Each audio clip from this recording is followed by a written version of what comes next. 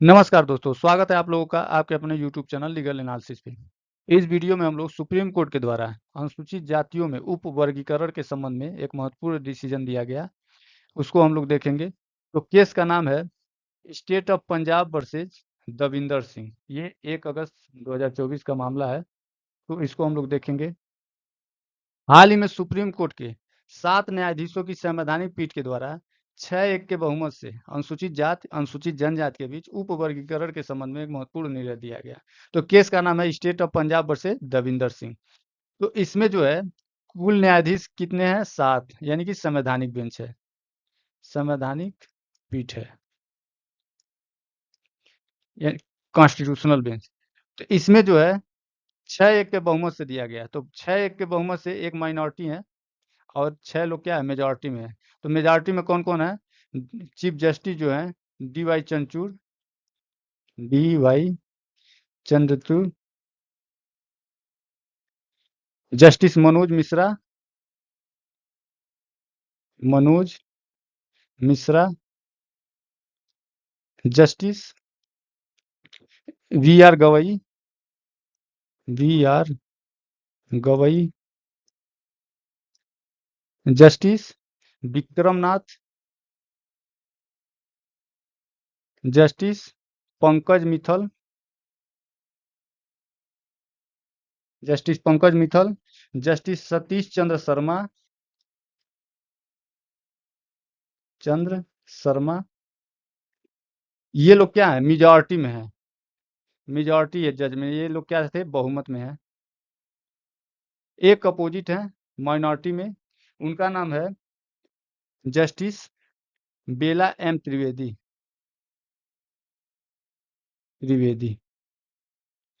तो ये कुल जज हैं सुप्रीम कोर्ट के, जिन्होंने the state of Punjab versus Davinder Singh के केस के मामले को देखा गया इनके द्वारा। ये संवैधानिक पीठ है। तो आगे बढ़ते हैं। पंजाब के राज्य विधानमंडल द्वारा Punjab schedule caste and backward classes reservation in services act 2006 पर अधिनियमित किया गया, जिसमें यह निर्धारित किया गया कि अनुसूचित जाति के कोटे के भीतर 50% वाल्मीकि मजहबी सिखों को यदि संभव हो तो पहले प्राथमिकता दी जाएगी। तो क्या किया गया? पंजाब का विधानमंडल द्वारा, पंजाब के विधानमंडल द्वारा, वहाँ के लेजिस्लेचर द्वारा, राज्य के विधानमंडल द्वारा, स्टेट लेजिस्लेचर के द्वारा एक अधिनियम लाया गया। अधिनियम का नाम है Punjab schedule caste and backward classes reservation in services act 2006। तो ये लाया गया। तो इसमें यह प्रावधान किया गया कि जो भी वैकेंसी निकलेगा, तो उसमें जो एससी सीट है, एससी कैंडिडेट का जो सीट है, तो उन सीटों का कुल 50%, कुल सीटों का 50% पहले क्या किया जाएगा? पहले जो वाल्मीकि और मजहबी सिख हैं, जो वाल्मीकि और मजहबी सीटें हैं, उनसे भरने का प्रयास किया जाएगा। उसके बाद जो 50% बचा है उन सीटों में, वो अदर शेड्यूल कास्ट को दिया जाएगा। तो यही इसमें प्रावधान किया गया। तो इस जो अधिनियम है, इसके खिलाफ पंजाब एवं हरियाणा हाईकोर्ट में इसकी वैधता की चुनौती दी गई। तो पंजाब एवं हरियाणा हाईकोर्ट के द्वारा इसके क्या कर दिया? इसे असंवैधानिक घोषित कर दिया गया, अनकॉन्स्टिट्यूशनल, अनकॉन्स्टिट्यूशनल घोषित कर दिया गया, डिक्लेयर कर दिया गया। इस मामले की पृष्ठभूमि क्या थी? तो पृष्ठभूमि इसका 2005 में आया एक डिसीजन है। केस का नाम है E V Chinnaiah versus state of Andhra Pradesh. तो इस मामले में सुप्रीम कोर्ट ने Andhra Pradesh schedule caste rationalisation of reservation act 2000 को निरस्त कर दिया, जिसने अनुसूचित जातियों को 4 उपवर्गों में विभाजित किया था। न्यायालय ने अब निर्धारित किया कि अनुसूचित जात अपने आप में एक सजातीय वर्ग का गठन करती है और उन्हें आगे और उपवर्ग में विभाजित नहीं किया जा सकता है। तो पृष्ठभूमि में क्या है? 2005 में डिसीजन आया सुप्रीम कोर्ट का। केस का नाम है E V Chinnaiah versus state of Andhra Pradesh. तो इसमें क्या हुआ था? आंध्र प्रदेश जो स्टेट है, आंध्र प्रदेश स्टेट के द्वारा, वहाँ के विधानमंडल के द्वारा एक अधिनियम लाया गया। अधिनियम का नाम है Andhra Pradesh schedule caste rationalisation of reservation act 2000। इसमें क्या प्रावधान था? इस एक्ट में प्रावधान यह था, जो शेड्यूल कास्ट हैं उनको 4 उपवर्गों में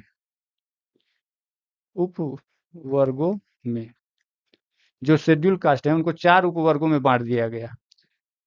तो इस उपवर्गीकरण के खिलाफ मामला सुप्रीम कोर्ट में जाता है। तो जब सुप्रीम कोर्ट में मामला जाता है तो सुप्रीम कोर्ट क्या करता है, इसको निरस्त कर देता है। सुप्रीम कोर्ट के द्वारा निरस्त कर दिया जाता है। क्यों? सुप्रीम कोर्ट के द्वारा यह कहा जाता है कि जो एससी हैं, शेड्यूल कास्ट हैं, ये क्या है, अपने आप में क्या है, एक सजातीय वर्ग है, समान वर्ग, सजातीय वर्ग है, सजातीय वर्ग है, और इनका क्या है, उपवर्गीकरण नहीं किया जा सकता है। यह कह कर के क्या कर दिया गया, इस एक्ट को अनकॉन्स्टिट्यूशनल कर दिया गया, इसको निरस्त कर दिया गया। The state of Punjab versus Davinder Singh. तो 27 अगस्त 2020 को सुप्रीम कोर्ट के संवैधानिक पीठ ने, पीठ यहाँ पर छूट गया है, संवैधानिक पीठ ने कहा, चिन्नैया के मामले में दिए गए निर्णय को 7 न्यायाधीशों के बड़े पीठ के समक्ष पुनर्विलोकन के लिए भेजना आवश्यक है। न्यायालय ने माना कि चिन्नैया के मामले में न्यायालय अनुसूचित जातियों के उपवर्गीकरण के संबंध में महत्वपूर्ण पहलुओं पर विचार करने में असफल रहा। अतः आरक्षण में उपवर्गीकरण की वैधता का पुनर्विलोकन करना आवश्यक है। तो इसको समझ लेते हैं। पीछे हम लोग देखे हैं कि पंजाब जो स्टेट है, तो पंजाब राज्य के द्वारा एक अधिनियम लाया गया। वहाँ के जो विधानमंडल है, विधानमंडल के द्वारा एक अधिनियम लाया गया। अधिनियम का नाम क्या है? Punjab schedule schedule caste and backward classes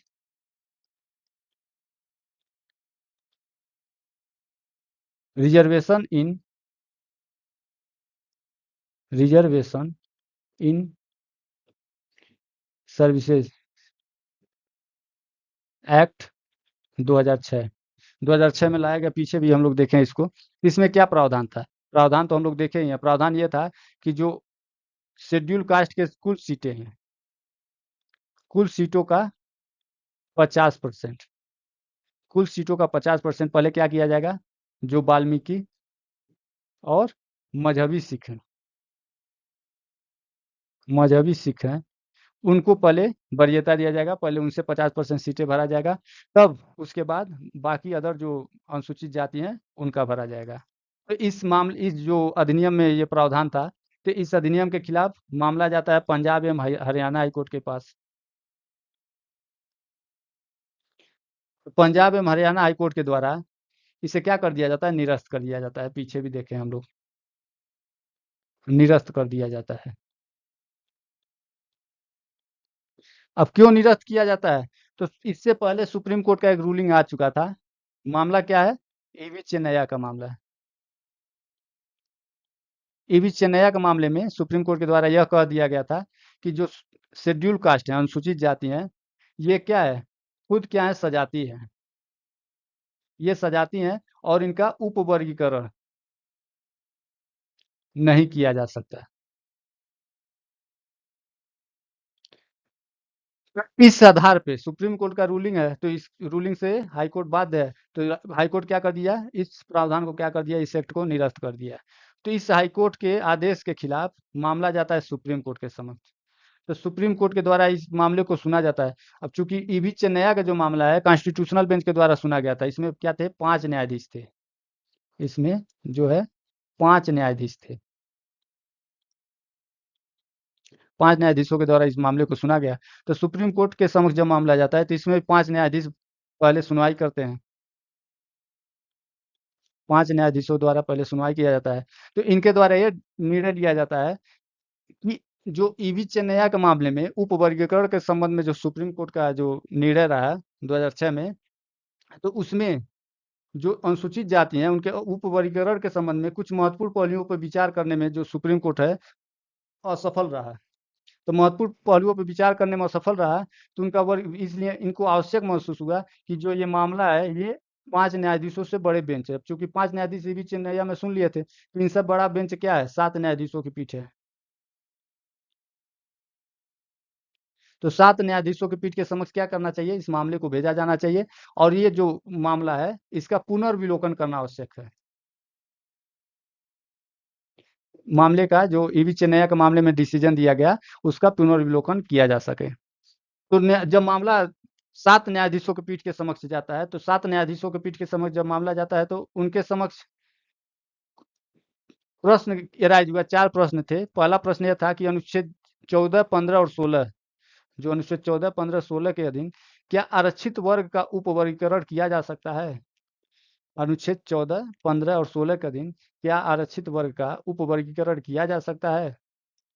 second question था, क्या अनुसूचित जातियां एक समरूप या समूह विषम समूह का निर्माण करती है, जो सजातीय बोला गया था उसके संबंध में?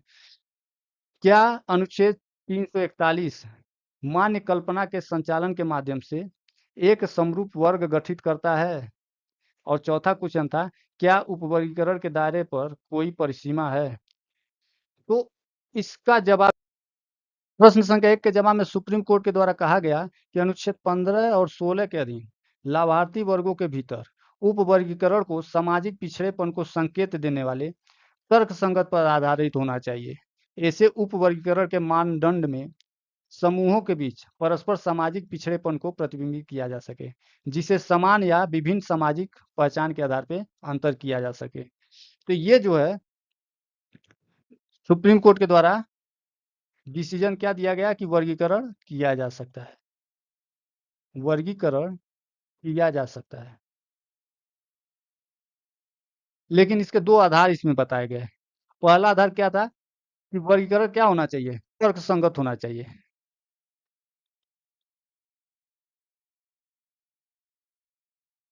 क्लासिफिकेशन क्या होना चाहिए, रीजनेबल होना चाहिए। और दूसरा इसमें आधार ये बताया गया कि जो वर्गीकरण किया जा रहा है, जिन समूहों का वर्गीकरण किया जा रहा है और जिस समूह से किया जा रहा है, उनमें क्या हो, पहचान किया जा सके। जिस समूह का वर्गीकरण किया जा रहा है और जिस समूह से वर्गीकरण किया जा रहा है किया जा रहा है उसमें सामाजिक पिछड़ेपन के आधार पे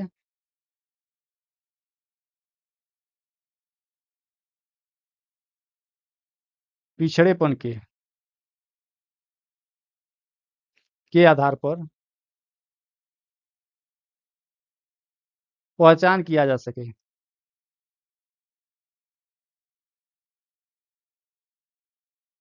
इसको एक बार और देख लेते हैं। वर्गीकरण का दो आधार इसमें बताया गया। पहला क्या है कि वर्गीकरण क्या होना चाहिए, तर्कसंगत होना चाहिए। और दूसरा ये कहा गया कि जिस समूह का वर्गीकरण किया जा रहा है और जिस समूह से उसको अलग किया जा रहा है, उनमें क्या हो, सामाजिक पिछड़ेपन के आधार पर उसमें क्या किया, उन दोनों समूहों में क्या पहचान किया जा सके। तो इस आधार पर वर्गीकरण किया जा सकता है। तो ये क्या है, इसके पहले जो केस है, state of west Bengal versus Anwar Ali Sarkar,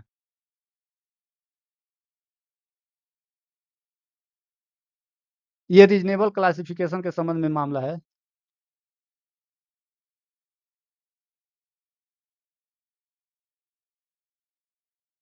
reasonable classification के संबंध में मामला है, जिसमें जस्टिस दास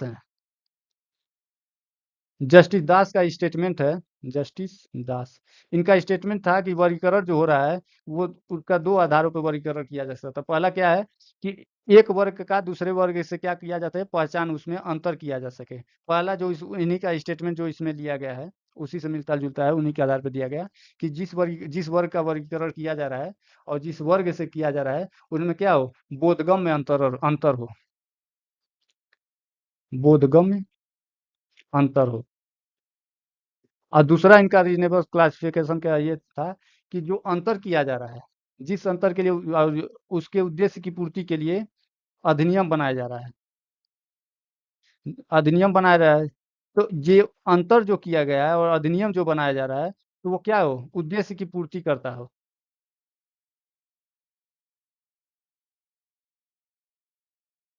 एक बार और इसको समझ लेते हैं। जस्टिस दास का स्टेटमेंट था उसमें, state of west Bengal versus Anwar Ali Sarkar, reasonable classification के संबंध में उनका स्टेटमेंट था कि जिस वर्ग का वर्गीकरण किया जा रहा है और जिससे किया जा रहा है उसमें क्या हो, बोधगम अंतर हो। मतलब अंतर साफ साफ दिखाई देता हो। और सेकंड में उन्होंने कहा कि जिस उद्देश्य के लिए अधिनियम बनाया जा रहा है और उस अंतर से और उस अधिनियम के उद्देश्य से क्या हो, रीजनेबल संबंध हो, उनका संबंध स्थापित हो। मतलब कि जिस उद्देश्य की पूर्ति के लिए दोनों में अंतर किया गया है, वर्गों में अंतर किया गया है, वो क्या हो, उद्देश्य की पूर्ति करता हो अधिनियम। तो ये रहा क्वेश्चन नंबर 1। और प्रश्न संख्या 2 के उत्तर में न्यायालय द्वारा कहा गया कि अनुसूचित जाति के रूप में जातियों या समूहों की पहचान तार्किक परिणाम पहचान का तार्किक परिणाम यह नहीं है कि यह एक समरूप इकाई बनाता है। टीबी चेन्नैया का मामला जो है, टीबी चेन्नैया के मामले में क्या गया है, कहा गया कि ये सजातीय है, इनमें वर्गीकरण नहीं किया जा सकता। लेकिन इसमें यह कहा गया कि इसका तार्किक परिणाम यह नहीं है कि ये समरूप इकाई बनाता है या सजातीय है। अर्थात टीबी चेन्नैया का जो मामला है उसको बदल दिया गया। प्रश्न संख्या 3 के जवाब में सुप्रीम कोर्ट के द्वारा कहा गया कि अनुच्छेद 341 एक काल्पनिक अवधारणा बनाता है, परंतु यह प्रावधान एक एकीकृत वर्ग नहीं बनाता है जिसे आगे उपवर्गीकृत नहीं किया जा सकता है। यह प्रावधान केवल कुछ जातियों या समूहों या उनके कुछ भागों को अनुसूचित जाति नामक समूह में रखता है। तो ये क्या कहता है, अनुसूचित पहले देख लें तो अनुच्छेद 341 क्या है। तो अनुच्छेद 341 जो है अनुसूचित जातियों के बारे में बताता है। अनुसूचित जातियां, यही उसका मार्जिनल नोट है, शेड्यूल कास्ट। तो इसमें 2 क्लाज हैं। तो पहले क्लाज में राष्ट्रपति को पावर दिया गया है, राष्ट्रपति को पावर दिया गया है कि वो भारत के राज्य क्षेत्र या किसी संघ राज्य क्षेत्र में किसी भी जात या वर्ग को क्या कर सकता है, डिक्लेयर कर सकता है कि ये क्या होंगे, शेड्यूल कास्ट होंगे, शेड्यूल कास्ट के रूप में डिक्लेयर कर सकता है। और यही क्लास 2 कहता है, संसद को पावर देता है, संसद को पावर देता है कि जो क्लास 1 में राष्ट्रपति के द्वारा डिक्लेयर किया गया है कि ये वर्ग या जाति शेड्यूल कास्ट होंगे, तो उनको विधि बना करके शेड्यूल कास्ट के रूप में लिस्टेड कर सकता है। तो विधि बनाने का पावर संसद को दिया गया है शेड्यूल कास्ट के संबंध में। तो इसमें यह कहा गया कि अनुच्छेद 341, जो अनुच्छेद 341 है, ये प्रावधान तो करता है कि राष्ट्रपति बनाएगा और उस पर विधि जो है संसद बनाएगा, लेकिन ये कहीं पर भी नहीं कहा, कि मना नहीं किया गया है कि इसका उपवर्गीकरण नहीं किया जा सकता, उपवर्गीकरण नहीं किया जा सकता। अर्थात ये मना नहीं करता है, ये सिर्फ क्या है, सामान्य प्रावधान करता है कि ये विशेष वर्ग जो हैं ये अनुसूचित जाति माने जाएंगे या उनके कुछ भाग हैं अनुसूचित जाति माने जाएंगे। ये सामान्य प्रावधान करता है, ये कहीं पर भी उपवर्गीकरण को मना नहीं करता है। और ये क्या है, काल्पनिक अवधारणा है, जो 341 है काल्पनिक अवधारणा है, काल्पनिक अवधारणा है। तो ये क्या किया जाता है, वर्गीकरण किया जा सकता है, वर्गीकरण किया जा सकता है। ये रहा क्वेश्चन 3 का उत्तर। और क्वेश्चन 4 का जो उत्तर है, अब निर्धारित किया कि आरक्षण के उद्देश्यों के लिए अनुसूचित जाति के भीतर उप वर्गीकरण संवैधानिक सीमाओं के अधीन है। राज्य 2 मॉडलों के बीच चयन कर सकता है। पहला वरीयता मॉडल, इसमें आरक्षित सीटों के लिए कुछ उप जातियों को प्राथमिकता दी जाती है। और दूसरा मॉडल है विशेष मॉडल, इसमें सीट विशेष रूप से उपजातियों के लिए आरक्षित रहती है। तो इसमें कहा गया कि सुप्रीम कोर्ट के द्वारा कि जब राज्य जो है उपवर्गीकरण करेगा